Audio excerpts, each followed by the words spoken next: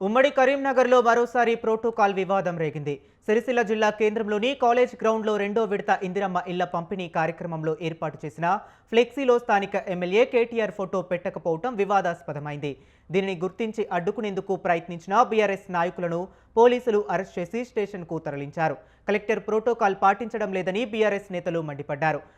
నియోజకవర్గ ఇన్ఛార్జ్ కేకే మహేంద్రారెడ్డి అన్ని తానై వ్యవహరించడాన్ని తప్పుపట్టారు. చట్టబద్ధంగా ఎన్నికైన ఎమ్మెల్యే కేటీఆర్ ఫోటో పెట్టకుండా జిల్లా యంత్రాంగం వ్యవహరిస్తుందని నిరసన వ్యక్తం చేశారు.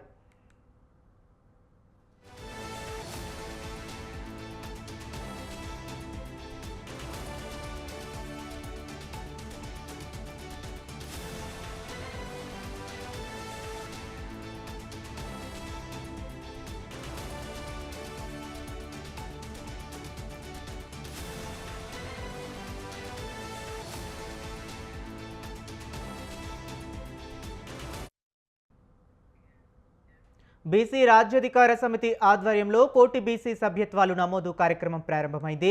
హైదరాబాద్లోని సోమాజిగూడ ప్రెస్ క్లబ్లో జరిగిన కార్యక్రమంలో కోటి బీసీ సభ్యత్వాల నమోదు కార్యక్రమాన్ని మాజీ ఐఏఎస్ చిరంజీవితో కలిసి మాజీ స్పీకర్, మండలిలో బీఆర్ఎస్ పక్ష నాయకుడు మధుసూదనాచారి ప్రారంభించారు. బీసీ కమిషన్ మాజీ చైర్మన్ వకులాభరణం కృష్ణమోహన్, మాజీ MBC commission chairman Taduri Srinivas, BJP BC Morcha అధ్యక్షులు ఆనంద్ గౌడ్తో పాటు పెద్ద సంఖ్యలో బీసీలు పాల్గొన్నారు. బీసీల సమైక్యత, సంఘటిత శక్తిని చాటే దిశగా బీసీ కోటి సభ్యత్వ నమోదు కార్యక్రమాన్ని చేపట్టినట్లు బీసీ రాజ్యాధికార సమితి అధ్యక్షులు దాసు సురేష్ తెలిపారు. మొదటి విడతగా 10 లక్షల మంది కార్యకర్తల సభ్యత్వ నమోదును జూన్లోగా పూర్తి చేస్తామని ప్రకటించారు. గ్రామ, వార్డు, మండల, బస్తీ, పట్టణ, నియోజకవర్గ, జిల్లా స్థాయి వారీగా సభ్యత్వాలు నమోదు చేస్తున్నట్లు చెప్పారు. రాష్ట్రంలో బీసీలందరూ ఒకటవుతున్నారని, రాబోయేది బీసీ రాజ్యాధికారమేనని మధుసూదనాచారితో పాటు పలువురు నేతలు పేర్కొన్నారు.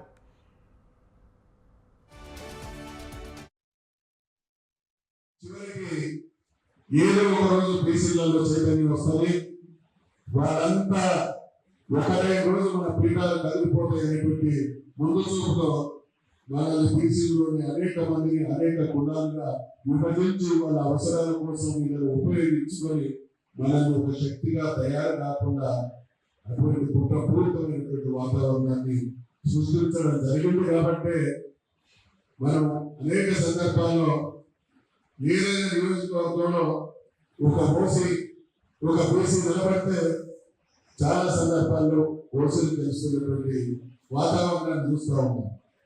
మరి ఓట్లు మరి 175%, 80% ఓట్లకు ప్రాతినిధ్యం ఉన్నటువంటి కులాలకు సంబంధించినటువంటి వ్యక్తులు మనవాళ్ళు నిలబడితే 5-10% కులాలు ఉన్నటువంటి వాళ్ళు తెలుస్తున్నారు అంటే మన మధ్య ఎటువంటి చీలికలు తీసుకొచ్చి రాజ్యాధికారాన్ని వాళ్ళు శాశ్వతం చేసుకుంటారో దీన్ని గమనించాల్సినటువంటి అవసరం మనందరి మీద ఉంది అనేటువంటి విషయాన్ని ఈ సందర్భంగా మనం చేస్తాము. మన పూర్వీకుల గురించి మనం విషయం ఇందాక మన పూర్వీకులు ఈరోజు సమాజంలో ఉన్నటువంటి మనలాగా చదువుకున్నటువంటి వారు కాదు, ఏ మాత్రం ఆర్థిక వెసులుబాటు ఉన్నటువంటి వారు కాదు. అనివార్యంగా గ్రామంలో కొన్ని కులాల మీద, కొందరు వ్యక్తుల మీద ఆధారపడేటువంటి పరిస్థితులు ఉన్నటువంటి ఆ రోజులకు భిన్నంగా ఇవాళ ప్రతి ఇంట్లో కూడా ఒక చదువుకున్న వాళ్ళు ఉన్నారు. కాబట్టి సంకల్పం ఉంటే ఏదైనా సాధించవలసినటువంటి దిశగా బీసీ రాజ్యాధికార సమితి తనదైనటువంటి ఒక సిద్ధాంత భావన ప్రచారంతో అనేకమైనటువంటి కార్యక్రమాలను రూపకల్పన చేసి క్షేత్రస్థాయిలో కూడా ప్రజలందరినీ జాగ్రత్త చేసేటటువంటి ఒక మహత్తరమైనటువంటి కార్యక్రమానికి శ్రీకారం చుట్టింది.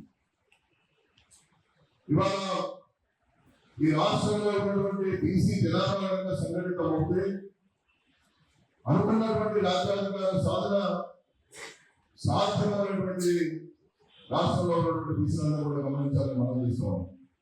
ఇవాళ అనేకమైనటువంటి విషయాలు మనం చేస్తున్నాం. అనేకగా మనలో ఏదో ఐక్యంగా ఉన్నాం, చైతన్యవంతం అవుతున్నాం. కాకపోతే ఒక సిద్ధాంతపరమైనటువంటి భావజాలంలోకి రావాల్సినటువంటి అవసరం ఉంది. విద్యా ఉద్యోగ రంగాలతో పాటు రాజకీయ రంగంలో కూడా సంఘటితమైతే, రాజకీయ రంగంలో కూడా మనకు రావాల్సినటువంటి వాటాను సాధించుకునేటువంటి దిశగా ప్రయత్నం చేస్తే తప్పనిసరిగా చట్టసభలో కూడా స్థానం సంపాదించాలి. కాదు. కాబట్టి ఇవాళ ఆంశగా ఎక్కడికక్కడ గ్రామాల చర్చ జరగాల్సినటువంటి అవసరం ఉంది. ఏ గ్రామంలో ఏ బీసీ కులాలకు సంబంధించినటువంటి జనాభా ఎంత ఉంది, ఎవరు వార్డు సభ్యులుగా, ఎవరు సర్పంచులుగా, ఎవరు ఎంపీటీసీలుగా, ఎవరు జడ్పీటీసీలుగా గెలవగలుగుతారు. అలాంటి వాళ్ళను మనం ఒక ఐక్యత రాజుతో ఫలానా గ్రామంలో ఫలానా ఎంపీటీసీని, ఆ వార్డులో ఫలానా బీసీ సామాజిక వర్గాలకు సంబంధించినటువంటి వారిని నిలబెట్టగలిగితే మనం గెలుస్తామనేటువంటి ఆలోచన వచ్చినప్పుడు ఆ సామాజిక వర్గం వారిని మనం నిలబెట్టి మనమందరం కూడా ఏకమై గెలిపించుకునేటటువంటి సిద్ధాంత భావజాలం ప్రచారం కావాలి. అందరినీ ఆర్గనైజేషన్ పాత్ర పనిచేస్తుంది కాబట్టి నాకు అందరికంటే కూడా ఎక్కువ చిత్తశుద్ధి ఉందని చెప్పడానికి ధైర్యంగా మైక్ పట్టుకొని చెప్పడానికి మాకు అధికారం ఉన్నది. వేరే వాళ్ళు మనలో ఇక్కడనే దాసన వచ్చినప్పుడు వచ్చిన మీ నరేంద్ర మోడీ గారు ఏం చేస్తారు చెప్పండి, మీ నరేంద్ర మోడీ గారు ఏం చేస్తారు చెప్పండి తెలియజేసారు. ఎప్పుడు తెలంగాణ ప్రభుత్వం ఏదో రాసి ఢిల్లీ తీసుకుపోయి కేంద్రాల ఫైనాలు తీసుకుపోయి దండ చేసారు. తొందరగా ఆమోదించిన కంపెనీ నేనే చేశాను చెప్తాను.